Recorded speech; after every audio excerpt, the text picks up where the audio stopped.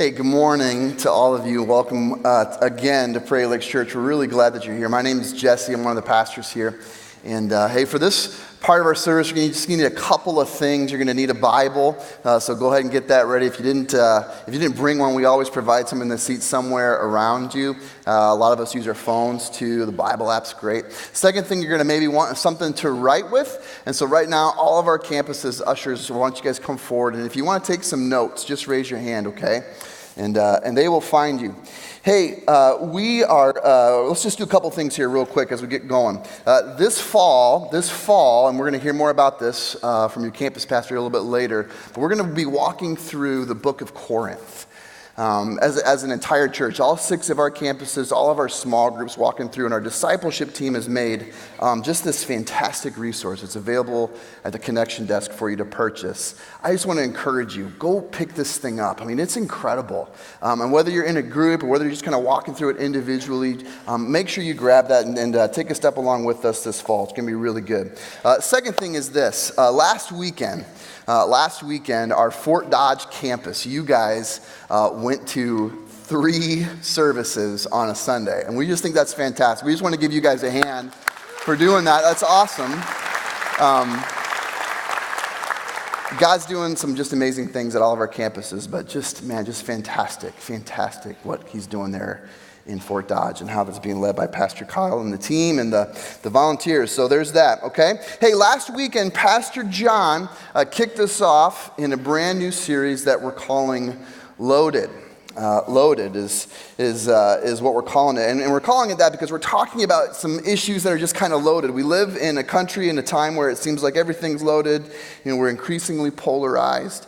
There's a 24-hour news cycle. There's social media that gives everybody a megaphone. The people on the furthest ends of the spectrum seem to be the loudest. There's just a lot of issues that are loaded. So last week, Pastor John tackled, pretty masterfully, I might add, one of the most loaded topics, and that is he just tackled the issue of politics. And that's what he spoke about last week. And there was a ton of really good quotes from what he shared. You could kind of fill a page, but I just want to share my favorite one from last weekend, and that's this. It says, "Don't be more passionate about politics than you are the great commandment." If there is a silver bullet to this whole loaded issue of politics, it's that. It's not that you can't be passionate about politics. It's that let's not be more passionate about politics than we are loving God and loving others. Like he told us to. So if you missed that, seriously, worth some time this week. Go on prairielakechurch.org, click sermons, hop online, and you'll be able to watch it, okay? So that was last week. Politics versus kingdom. It's a pretty loaded issue. Here's where we're going this week, okay? We're going to take a look at this topic right here, which is justice versus shalom. Justice versus shalom. So if you're taking notes, put that right at the top of your page. You may have no idea what one of those words means, and that's okay. I promise you will by the end of our time this weekend. But this is actually another pretty loaded one, okay? So a lot of the time, I like to start with asking a question. And this is going to be one of those times, okay? So here's the question. It's kind of a loaded question. Here's the question. Has God called the church? Here's the question. It's coming up, I promise you. Boom. Has God called the church? Oh yeah, see, now you're screwing with me now. Has God called the church to fix our broken world? Okay? Has God called the church to fix our broken world? That's the question. And it's a big C church, because what we're talking about isn't the name on the building wherever you're at. It's those of us who follow Jesus, those of us who have stepped across the faith line. Doesn't matter the name on the building. Has God called us to fix our broken world? That's the question. Now, maybe you are just a little disappointed in that question because it doesn't really feel all that loaded. And so let me just kind of kick it up a notch. Let me just turn the heat up a little bit because I think there's some other questions under that one that are very much related and that are very, very loaded, okay? So under this heading of, has God really called us to fix the broken world? How about this question? Should the church engage in politics? Now, I know we talked about that last week, but I want to kind of look at that more through the lens of fixing our world, in other words, should the church seek to change, whatever city it's in or state or country, even the world, should the church seek to fix through politics, through what we believe to be more biblical or more Christian policies and politicians? Is God calling us to mobilize one another as like a political base to vote particular ways on particular issues for particular people? Should we fix our broken world through politics? It's getting a little bit more loaded, right? How about this? Let's go to the next one here. Should the church engage in environmental issues? How about that one? Should we start to fix our world through being a little bit more environmentally conscious, like be concerned about global warming and reducing our carbon footprint? Should we take stands for alternative energy and against things like oil pipelines? Does being a good steward mean we should recycle or more or less? Does it even mean that? Should we fix this broken world by literally fixing this world and its environment? Is God calling the church to do that? It's getting a little bit more loaded. We're not done. How about this one, okay? How about this one? Should the church engage in social justice? Should we fix our broken world through fixing society's structure? Should we be taking on the responsibility to do something about things like poverty and things like racism and foster care and violence and immigration and refugees and socioeconomic disparity and gender inequality and hunger and disease and all of these things, whenever and wherever they exist in this world? I mean, and we should do so. Should we do so in Jesus' name? Do we need to fix this broken world through social justice? Is it loaded enough for you? Some of you are ready to just kind of like get up and either shout me down or walk out, right? Why? Because they are. They're just loaded. We might not all have strong opinions on all of these, okay? But I'm willing to bet that all of us have strong opinions on at least one of them. And this, okay, I bet that for those of us who are part of this Big C church, for those of us who are part of that, I bet to a degree we feel like we have some biblical support for our position and what we think. We think we're right and we think God's behind us. So for the purposes of our time together this weekend, I'm going to lump all of these things, not just under this one question here. I want to lump them all under the heading of justice. Let's put it all under the heading of this same word, justice, because it's kind of how the Bible uses that word. So let me just give you a definition of the word justice here, okay? Justice is doing what is necessary to make things right. Making things as they should be. Or is God calling us to go fix this broken world through acts of justice? Just going and fixing things to do what's necessary to make them right and make things as they should be. That's the question, okay? So let's do something here together this week, and let's open up our Bibles and let's look at some passages that are often used when we're talking about this issue of justice. And I'm just going to ask you to write these references down. We're going to be looking at some specific references on the TV here as we go, okay? Just for time's sake. But here's the first reference. Write this one down. It's Luke 10, 25 through 37 is the first one. Luke 10, and you can turn there if you like, okay? But this is the story of the Good Samaritan. And even if you've never read the Bible before, you've probably heard that phrase, Good Samaritan, and you may even know the story. It's a parable, which is a story that Jesus tells. It's a fictional story that Jesus tells, but it's designed to illustrate a spiritual truth. And the story goes like this. There's a couple of religious people that are walking along the side of the road, and they see a man who has been beaten and robbed, and he's laying there dying. And these religious people just walk right on by him. But then there's a Samaritan, which is kind of an anti-hero in the story. He's a half-breed, so to speak. He's a half-Jew, half-non-Jew. And in the story, the Samaritan picks him up, and he fixes him up. And he does it all on his own dime. And as Jesus tells this story, he's actually telling it in response to a question that he's asked by an expert in the religious law who's asking him, hey, if the great commandment is to love God and love our neighbor, well, who's our neighbor? And he tells this story answering this question. Here's the key verse from it. It's from verses 36 and 37. Which of these three, Jesus is asking this guy after he tells the story, which of these three do you think was a neighbor to the man who fell into the hands of robbers? When the expert in the law replied, the one who had mercy on him. And Jesus told him, well, then go and do likewise. So there's our first spot. It's a spot where Jesus seems to be telling us, hey, part of the deal in following me is to put your love into action. If you see a need, you should meet a need. If you see someone who needs help, you should help them. Go fix what's broken is what it seems to be saying. So that's the first reference. Here's the next one I want you to write down. It's going to be Matthew 25, 31 through 46. And it's another parable that Jesus is talking about. It's the parable of the sheep and the goats. The sheep and the goats. Now, his sheep in the parable are his people. He puts them on his right, which is kind of a symbol that they're on the right side.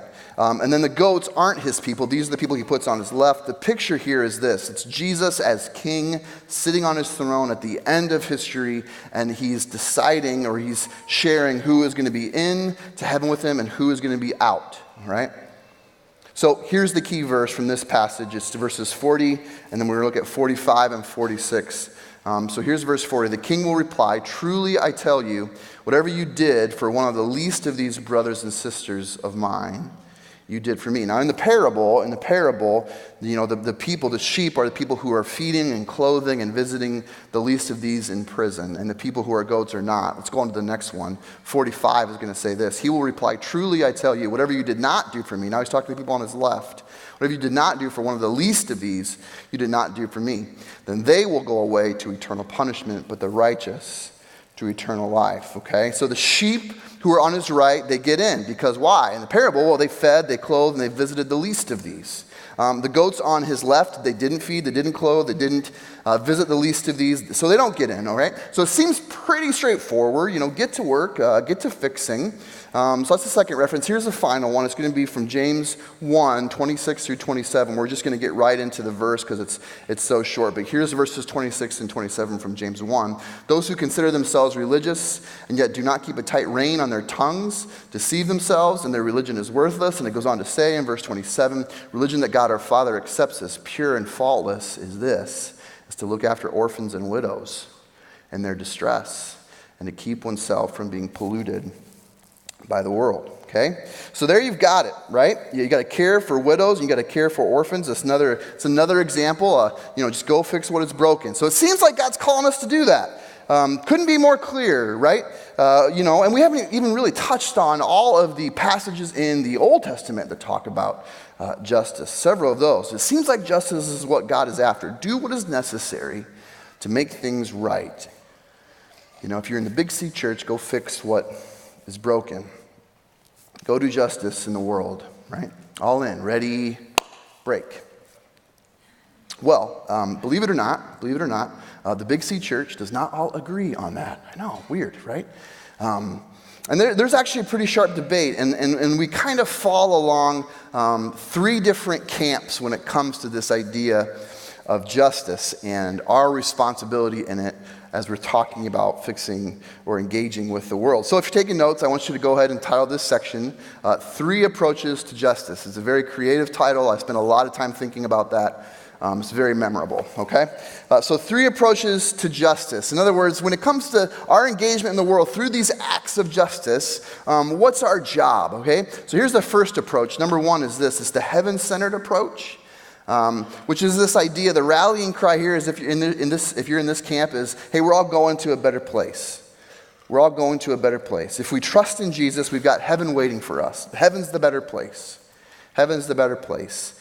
This earth is broken, you think it's always going to be broken. And the way that these people often read the Bible is God's going to burn it all down in the end anyway, so what does it matter? Which is a pretty bad reading of Scripture, but we don't have time to talk about that. Point being, if you're heaven-centered and heaven is the better place that you're going when you die, then you don't feel much burden to do all these acts of justice in this broken world because you got your ticket punched. Now, you would also say, hey, true, but I want as many people as possible in this world to also punch their ticket so they can come to heaven with me, so they don't burn up and die in hell with all the other unbelievers. And that'd be great, but as far as the rest of this unbelieving world is concerned, you think this very literally, you think to hell with the rest of the world. Literally, that's what you think. Don't write me emails on that, okay? You get what I'm saying there. That's the first approach. Here's a second approach. It's a little bit more human-centered approach, meaning you think this world is a better place, and it is our job to make it a better place. And you take this approach if you believe that Jesus is trying to set his kingdom up here on this earth. You would refer back to the Lord's Prayer. Our Father, who art in heaven, hallowed be thy name. Thy kingdom come, and thy will be done on earth as it is in heaven. So Jesus wants this world to be the better place, according to your view. And he started doing this through his death and his resurrection. And now he's commissioned us to finish the work. And here's how, from your perspective, we start to make this world a better place and we bring this kingdom into it. We start by doing this by engaging in acts of justice, political, environmental, social, spiritual, whatever they are. We bring this kingdom to earth. We make this earth a better place in this view through acts of justice. It's how we go about doing this. And we call this a human-centered because it's kind of up to us. It's kind of up to us to be obedient in this area. You know, God revealed what we need to do in Jesus, and he empowers us through his Spirit, but really it's up to us. It's our decision. We can either choose to make the world a better place through justice or not. We can choose to be a sheep, or we can choose to be a goat. Okay, that's the second approach. It's a little bit more human-centered. Here is the third. The third is the world-centered approach, which is kind of similar to number two, but it's a little bit different. We'll talk about it. The rallying cry here is, hey, let's work towards making this world the better place to come. And if this is your approach, you're a little bit more skeptical than your human-centered comrades. You might agree with them that it is your job, it is our job, the Big C Church, whenever we can, to make this world a better place through doing justice. And you would think that it's our job to do for the same reasons that number two says, but you're a little bit more of a realist because the church has been around for like 2,000 years now. And the world, I don't know if you know this, it's still pretty broken. And the reason that you know that is because, you know, only God can fix a truly broken world. It's not our job. We're not going to be able to fix it. Only God's going to be able to fix it. And he's going to make this world a better place. But he just hasn't done that yet. He's going to do that one day. It's going to be a day yet to come. So when Jesus comes back, he's going to make everything right. The world will be a better place, but not now. It's yet to come. So before that day comes, while we're still here on this earth, it's our job to just do our best. Let's do our best to do what God originally intended us to do when he first created us. He created us in his image, which means we're supposed to represent God in this world. We're supposed to do what he says and rule this world and steward it the way he wants. We're supposed to be his image bearers, so to speak, which means we're going to denounce injustice whenever we see it. We're going to transform the wider society whenever we have an opportunity. We're going to join God in his ongoing effort to fix this world until one day he comes back and he fixes it. Once and for all, he completes his work. That's the world-centered approach. So there's three approaches most common to this idea of justice and fixing the world, which of course begs the question, which one is right? Which one? So get out your phones and we're going to vote. No, I was kidding. That would be just a cruel thing. It'd be one of those set-up things because here's what I think. I don't think any of these views is quite right. I don't think any of them is completely wrong either, by the way. I just think they're incomplete. Each of these views is incomplete, so it falls short. It's built on biblical truth, each of them, but it's not built on the whole truth. And let me tell you what I mean by this. In the Old Testament, there is this word, shalom. Shalom. And it's translated in the Old Testament as, as peace, but it's not just any kind of peace. Here's what the word shalom means, okay? Shalom is God's complete peace. It's the place, even in the time, where everything is as it should be. Over and over again in the Bible, it talks about, especially the Old Testament, it talks about this shalom. And even Jesus talks about it in the New Testament. It's where it points us to this place in this time where God's shalom, his peace, will be fully realized, where there is nothing but complete peace, when everything is as it should be, when nothing will need to be fixed because nothing's going to be broken anymore. And this is where I think, when you think about this idea, you can start to see why each of these three approaches to justice falls a little short. They all fall short of God's shalom. You know, if the better place is in heaven, like view number one, who cares about the earth? It doesn't seem to be very shalom-like. Or if the better place is the earth, like number two says, and it's kind of our job to fix it, well, we're failing for the better part of 2,000 years now. That seems to fall short as well. Or if the better place is this world to come, it's not happened yet, well, then we're just apparently destined to just fail and fail and fail and fail until God comes back. That doesn't seem very shalom-like either. Trust me on this, okay? You can try and try and try and try to fix this broken world, even in the name of Jesus. You can try and try and try, but you'll fail. You'll fail. You'll fall short of realizing this shalom. You will find your approach to be incomplete because whatever your approach is, it fails to take into account the foundation of God's shalom. This one central overarching truth. And that is this: Jesus has already made a better place in this world. He already did. We don't go out and do this when it's something that Jesus has already done. He's already made a better place in this world. He called this place his body. It's the church. We are the better place. And we're the only place in the world where God's shalom can be experienced here and now, because Jesus is the only one who can bring this shalom into the world. Let's just unpack this for a little bit, okay? Because it's kind of hard to grab onto. You and I cannot, even on our best days, even at our most obedient and sacrificial, even when we clothe and we feed and we take stands in Jesus' name, we cannot fix the world like Jesus already has. We can't.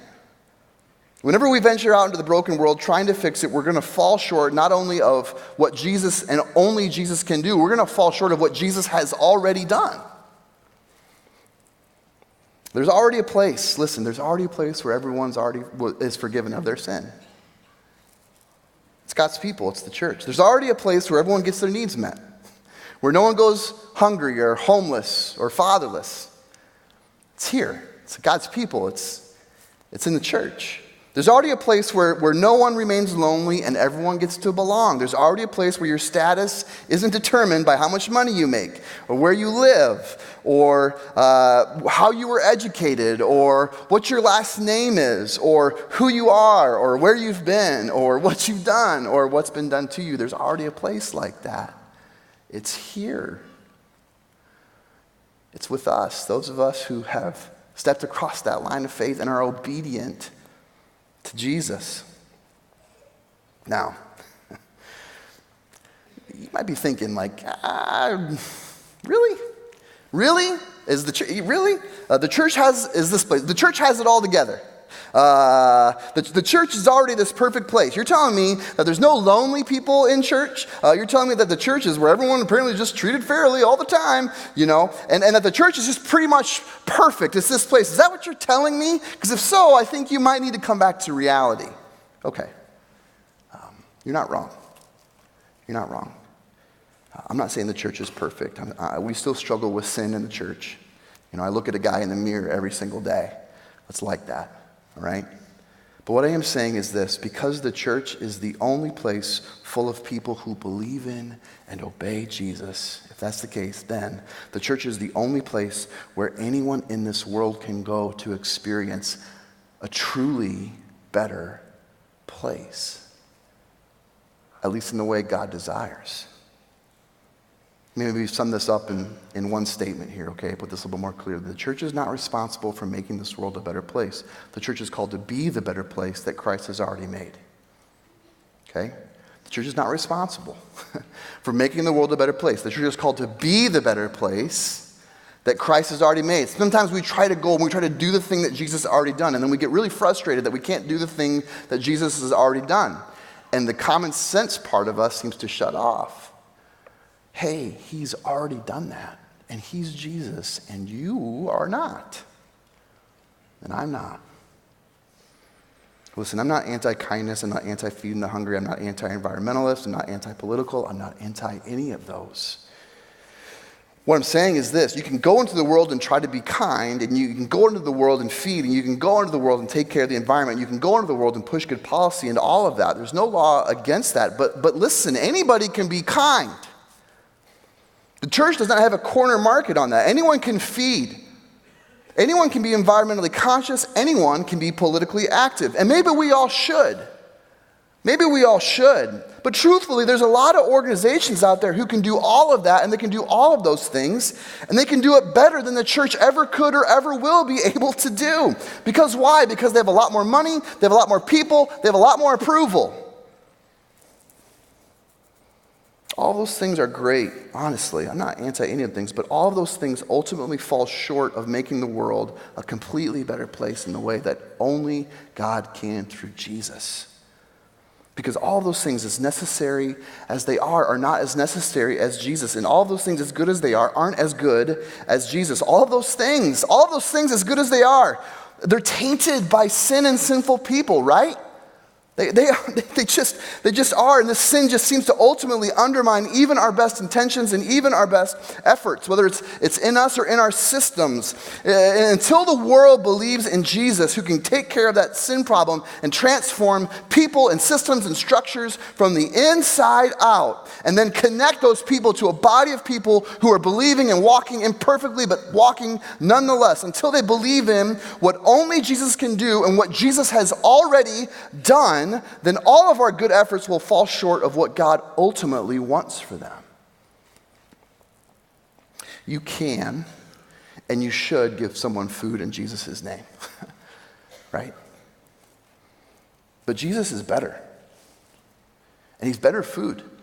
And in fact, he's better food for them. It's the type of food they truly need. You can clothe someone in Jesus' name, and you should. And you should, but Jesus is better, and being clothed in Jesus' sacrifice is what this world truly needs. You can push biblically consistent policy in Jesus' name, and you should. God bless our godly politicians, amen? Right? You can push biblical policy, and you should. But what this world needs more than moral laws is Jesus.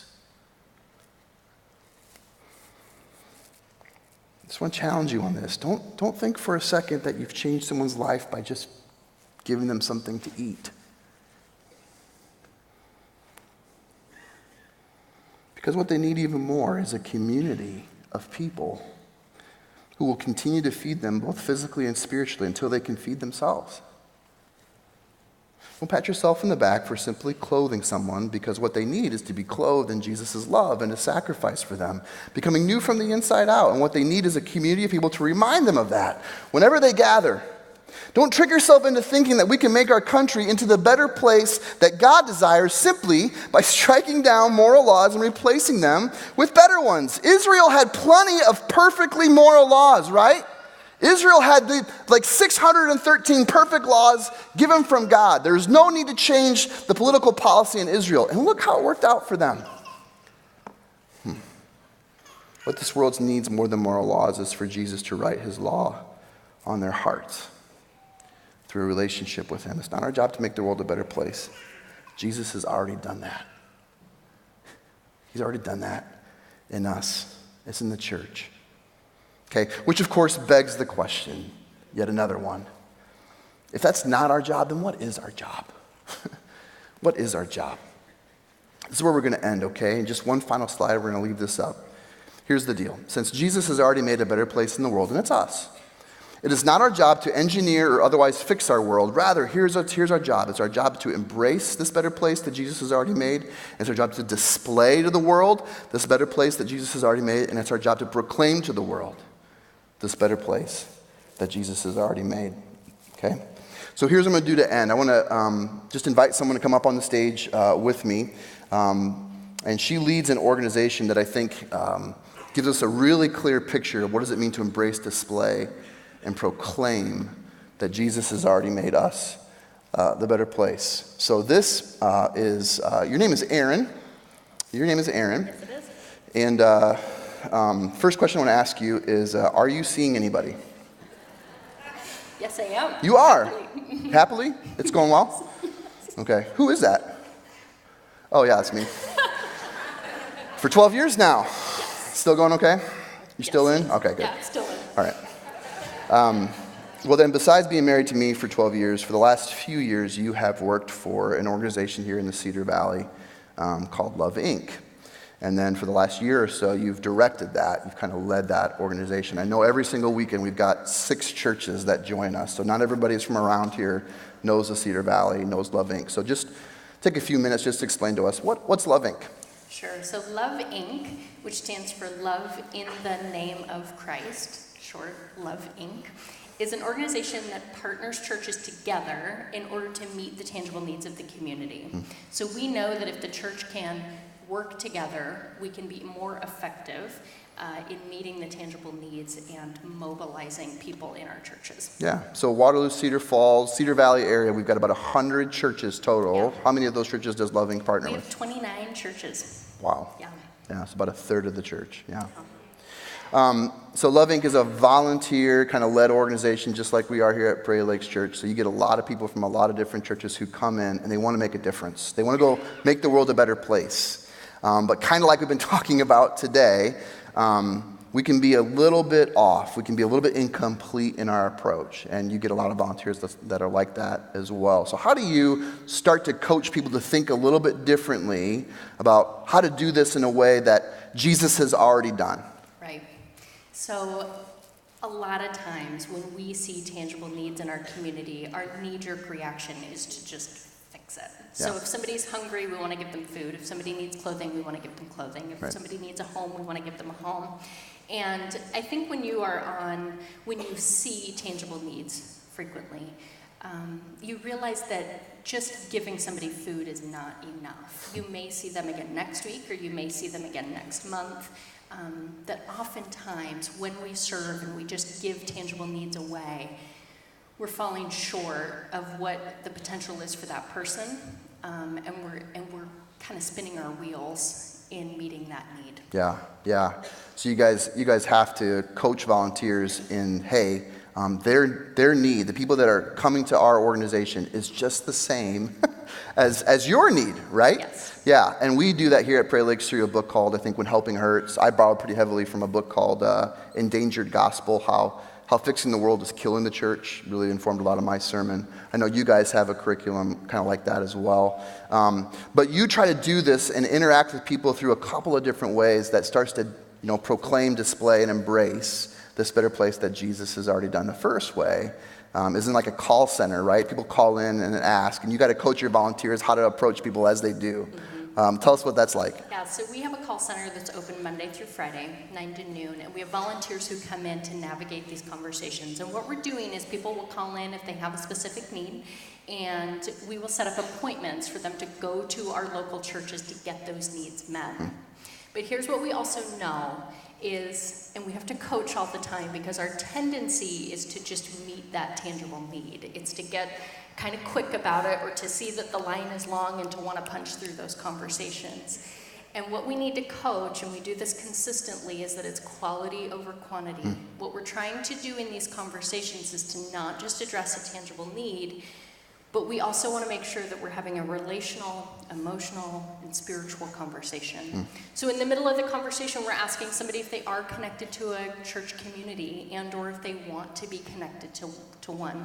And we're having our churches reach out to them if they're interested. We're also just asking what their life circumstances are and making sure that we're listening well. We're asking what they feel grateful for, because we know that in every season of life, no matter what our circumstances are, we have something to be grateful for, and it's good to be mindful of that. And we're also asking if they need prayer. Yeah. So we're doing as holistic a job as we possibly can, even if it's just in one interaction. It's not just the need that you've identified and shared with us. We want you to know you have a deeper spiritual need, and we're ready on both fronts, right? So the other area that Love Inc. does, I know, where this is, it's almost like a deeper picture of that, is a Begin Now ministry. We're going to show you as we talk just some pictures of our Begin Now, of Love Inc.'s Begin Now ministry. But share with us just a little bit about what's Begin Now. Yeah, what we do at Begin Now, it's kind of what we call our second step. And it's in those conversations, we're inviting folks into a classroom environment. And the idea there is that they might be able to come into a community that's safe and also acquire skills that may lead toward a greater level of stability in their lives. Two groups of people, right? We've got the people who are needing help. Participants. And then we've got volunteers. All one community. Yes. Yeah. Yes. And that's the beauty of it, is we're all there to learn about each other, and we're all there to learn different things. And so we offer these classes as a way for both of these populations of people to be in the same room learning about each other. And what I love about it, we host it at a church in downtown Waterloo, and what I love about that is that folks are coming into a church, sometimes for the very first time, or having reconnected to a church for the very first time, and building a community that feels safe and secure and loving. And that's what's transforming. That's right. Any particular story that's relatively inspiring there from your Begin Now ministry? Yeah, one of my favorites from this year is a gal who, she attended an appointment at one of our churches in Waterloo to get some kitchen essentials. And she saw and reconnected with her desire to get involved in a church. And so she started to attend there. She's now giving faithfully there. She's serving there. And she's also involved in our Begin Now ministry. And just last session was telling me about, she was taking our budgeting class and telling me about how she had learned to save even just minuscule amounts at a time, and what it was doing to transform her emotionally speaking. Yeah. She felt so much more dignified that she wasn't having to ask people in the middle of the month to help her get through the end of the month. Yeah, that's really good. Neat. Wait, thank you for marrying me, first of all. Right? Everybody's like, yeah. And thanks for being up here. Could we give my wife a hand, please, for doing that? Yeah, thank you.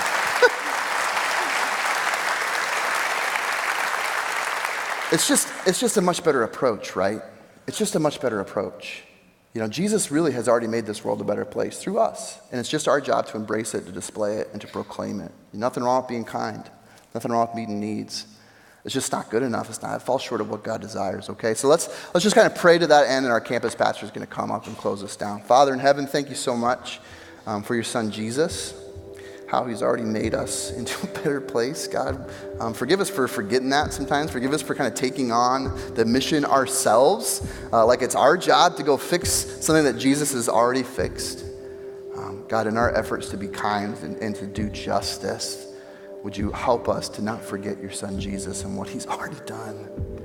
And would he empower our acts of justice in a way that's eternally transforming? Jesus, we pray this in your name.